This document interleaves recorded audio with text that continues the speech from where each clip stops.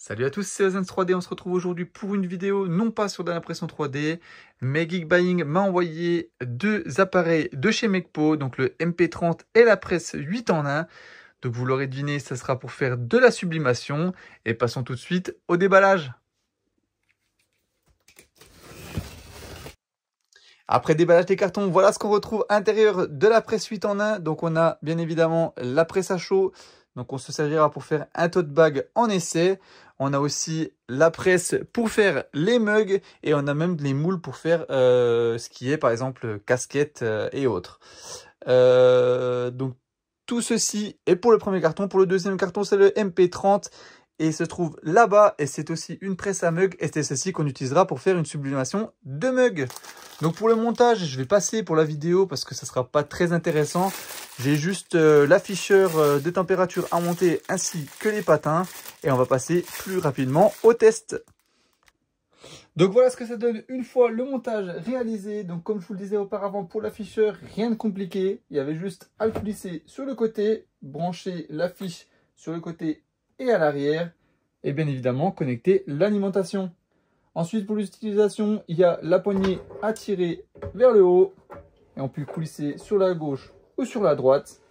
On a les deux tapis de chauffe en dessous où on mettra du papier cuisson en dessous et en haut de la pièce à sublimer pour éviter qu'il y ait de l'encre qui déborde partout.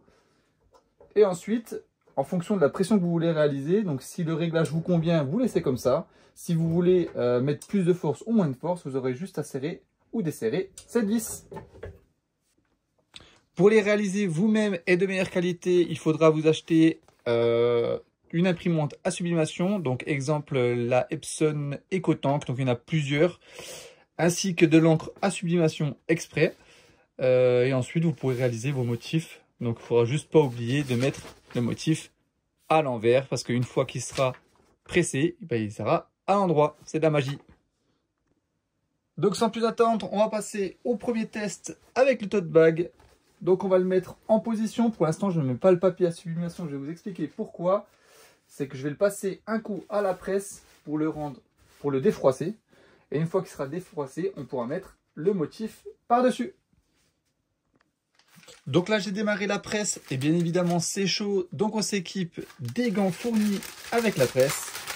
Ensuite, je vais mettre le papier cousu par-dessus le sac. Et comme je vous le disais, on va déjà le repasser. Donc je l'ai réglé sur 190 degrés pendant 120 secondes pour le moment. Donc on va faire un essai et d'abord on va le repasser. Donc j'attends que la température atteigne les 190 degrés et on va repasser tout ça. Donc ça y est, on est en train d'atteindre la température. Donc là je vais presser un coup le sac et on va voir ce que ça donne. Donc là on a le timer qui décompte parce que je l'avais déjà réglé pour faire la sublimation. Mais là on s'en sert juste pour repasser. Là, on va l'arrêter et on va voir ce que ça donne. Est-ce que ça a bien défroissé le tissu ou non? Sinon, on le remettra un peu plus longtemps. Et là, comme vous pouvez le voir, c'est vraiment super bien repassé. Donc, on va utiliser maintenant le papier à sublimation fourni avec la machine. Et on va réaliser sans plus tarder un test. Donc là, on positionne le papier directement, donc bien centré. On essaye de le centrer correctement. Voilà. Et une fois que c'est fait, pour pas que ça bouge, on va utiliser le scotch haute température fourni avec. Donc on va scotcher un peu partout pour que ça puisse tenir durant la pression. Donc là on applique du scotch un peu partout. Hop.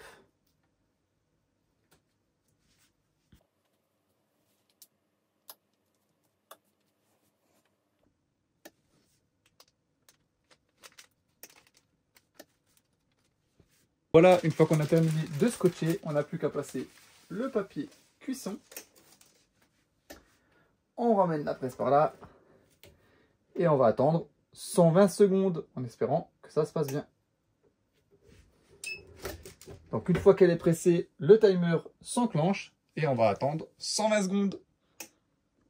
Donc là on arrive au bout du timer et on va découvrir le résultat ensemble. Donc, hop, ça sonne. c'est cuit. Donc on n'a plus qu'à pousser la presse. Et là on espère que ça va fonctionner. Donc hop. Faites attention, c'est très chaud. Oh. Donc voilà ce que ça donne une fois que c'est réalisé. Donc, hop. Et voilà le sac. Et c'est juste super, franchement. Pour un premier essai, c'est vraiment génial. Ça n'a même pas débordé, rien. Donc c'est vraiment très propre. Je suis plutôt satisfait. Alors je ne sais pas si ça a débordé à l'intérieur. Je vais vous montrer. Pas du tout. Donc j'aurais eu tendance à mettre quelque chose à l'intérieur au cas où, mais il n'y en a pas besoin. Et franchement, c'est super. J'ai hâte de faire d'autres essais sur du textile. Et surtout d'avoir ma propre imprimante et pouvoir faire mes modèles de sublimation tout seul. Donc on va passer maintenant au test du mug. Je vous retrouve d'ici quelques secondes. Donc pour la tasse, donc là j'ai pris une tasse Cricut que j'ai trouvée sur Amazon. On va prendre le modèle qui est fourni avec la machine que j'ai découpée à la taille de la tasse. Et je vais mettre le scotch à haute température et on va tester ça tout de suite. Donc voilà, n'hésitez pas avec le scotch de faire en sorte que ce soit bien plaqué partout.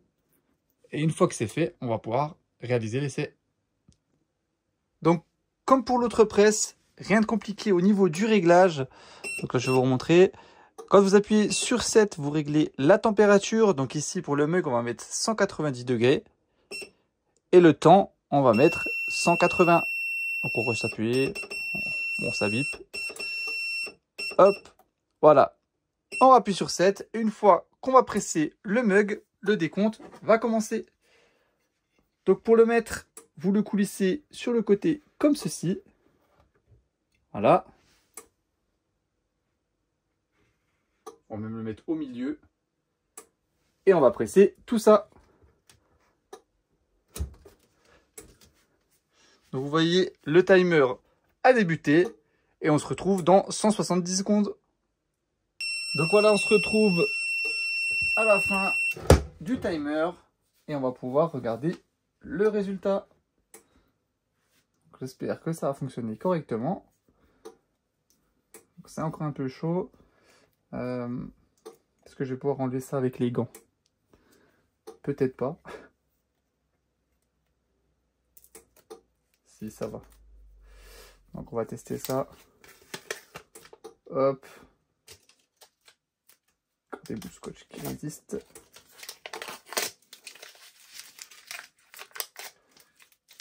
Bon, on a mis beaucoup de scotch, donc c'est normal que ça résiste comme ça. Et au moins j'étais sûr que ça tienne comme il faut. Hop. Je préfère garder les gants parce que la température est encore élevée. Hop. Et hop. Donc voilà ce que ça donne en résultat. Et franchement, c'est superbe. Donc j'aurais pu faire un peu plus long. Mais bon, vu que la découpe que j'ai fait moi-même, j'avais pas de massicot. Donc je me suis débrouillé avec les moyens du bord. Et regardez-moi comme c'est joli. J'ai vraiment hâte de faire des essais sur d'autres matériaux. Parce qu'on peut faire des casquettes, on peut faire vraiment de tout. Et surtout faire des trucs personnalisés avec mes motifs à moi. Pour en revenir à la presse pour les mugs, pour la 8 en 1, la seule différence c'est que celle-là elle n'est pas autonome. C'est juste qu'il faut mettre l'afficheur ici, le relier à cela pour pouvoir l'alimenter. Alors que celui-ci est totalement autonome. Mais il fonctionnera pareil, bien évidemment. Donc tout dépend de ce que vous voulez faire. Donc, si vous voulez uniquement réaliser des mugs, gourdes ou autres, celle-ci fera très bien l'affaire. Donc surtout qu'elle n'est pas très chère, elle est à 79 € sur Geekbuying. Et si vraiment vous voulez réaliser toutes sortes de choses, donc comme ce sac par exemple, des casquettes, des je sais pas, des plaques, des tapis de souris, voilà, ainsi que des mugs. Celle-ci sera encore mieux parce que on peut vraiment tout réaliser. Et pareil, au niveau du prix, on est à 189 € l'ensemble, donc le 8 en 1. C'est vraiment pas cher du tout, surtout quand vous voulez commencer. Et comme vous l'avez pu le voir, au niveau des résultats, moi franchement j'en avais jamais fait, donc je suis totalement débutant là-dedans. J'ai juste suivi des conseils de température que j'avais regardé un peu sur internet. Donc c'est très simple à régler, il y a 3 boutons, ça prend très peu de temps et on peut faire vraiment de jolies choses. La seule chose à faire, si vous voulez en réaliser énormément ou autre, il faudra investir dans une imprimante à sublimation. Donc ça a un petit coût, mais bon, après vous pourrez vraiment faire des trucs personnalisés et c'est vraiment chouette. Mais sinon, au niveau du prix, ça reste très correct. Donc pour le 8 en 1, 189 € et celle-ci, 79 €. Je vous mettrai le lien dans ma description. Je réaliserai d'autres tests parce que je compte acheter justement une imprimante à sublimation et faire mes propres modèles. Donc je ferai certainement une nouvelle vidéo là-dessus. En attendant, je vous remercie d'avoir regardé. Donc c'était pas une vidéo très longue parce que j'ai pas d'autre matériel à tester. J'ai utilisé uniquement le matériel fourni, mis à part la tasse et le sac que j'avais acheté en plus sur Amazon. Je vous remercie d'avoir regardé. Je vous souhaite une bonne journée ou une bonne soirée en fonction de l'heure où vous regardez cette vidéo. Et on se retrouve bientôt pour de nouveaux tests. Salut!